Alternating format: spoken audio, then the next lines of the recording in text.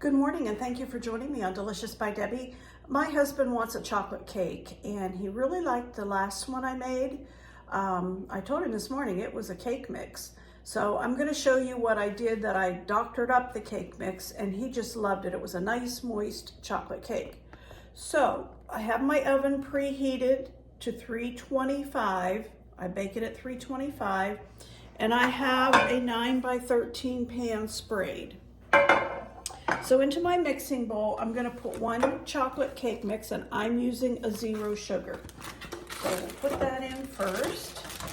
Now I need one small box of instant chocolate pudding and I use the 0 sugar.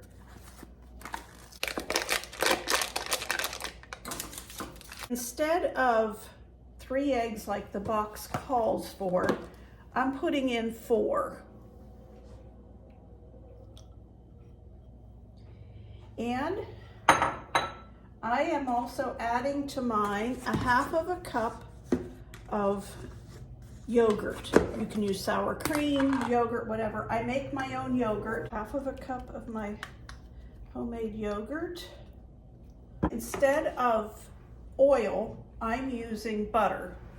And I'm using, it called for a 1/2 cup of oil. I'm using a 1/2 cup of butter, melted and cooled. So this is 1 stick. Instead of water, calls for 1 1/4 cups of water, I'm using 1 1/4 cups of milk. And now I'm going to mix this up.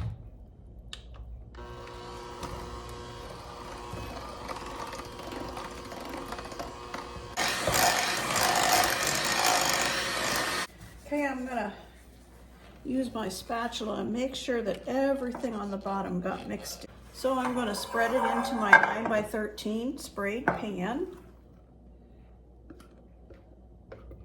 All right, and I'm going to let this just sit here for a few minutes. I always like to let my cake sit just a little bit and kind of settle into the pan, especially if it's a thick mix like this one is.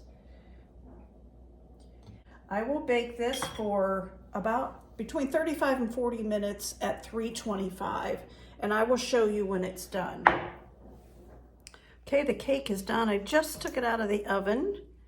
And my tester comes out clean, so it is done. I'm going to let that cool, and I have a container of whipped cream cheese frosting I'm going to put on it. That won't be sugar-free, but 1 container of it. It's not a big container. Won't make it real thick on here anyway.